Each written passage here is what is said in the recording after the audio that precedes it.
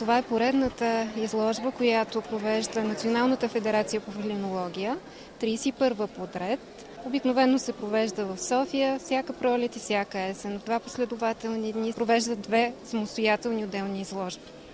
В тези 2 дни котките се състезават при различни съдии, според определени критерии по пол, възраст, породна група, цвят. Постигат съответните титли на базата на поредица участия от изложби, които са имали до момента и отличните резултати, които са получили евентуално. Отделно в финала, в края на деня на всяка изложба се провежда така нареченото Best in Show, или това е едно ревю на котките, които са били избрани предварително през деня от всички съдии. Всеки съдия е излъчил от всяка породна категория определени котки, които имат право да се състезават по-нататък в това така наречено Best in Show. И на Best in Show-то победителите получават съответните купи и награди от спонсорите от федерацията.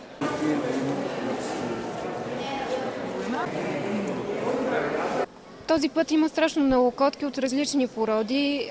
Има известната персийка с разкошна козина, късокосмистия и вариант екзотичната котка, има бенгалски котки, изключително атрактивни, от полудългокосмистите мейн-кун, норвежка горска, сибирска, турска ангора, неска маскарадна, бирманска котка.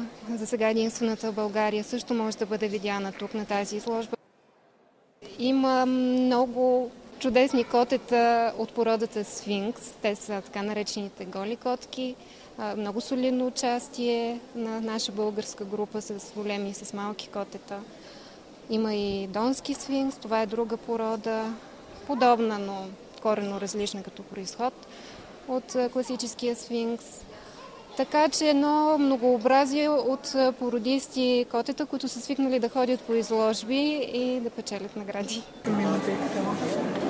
Съдиите са международни, те са чужденци, тъй като до момента в България нямаме съдия българин, който да е придобил тези права. А за да се стане съдия, се минава един изключително дълъг, тежък и скъп процес на обучение, в резултат на който в един ден се полагат съответните изпити и кандидатстващият студент, който се обучавал преди това, може да получи правото да бъде съдия на такива международни изложби.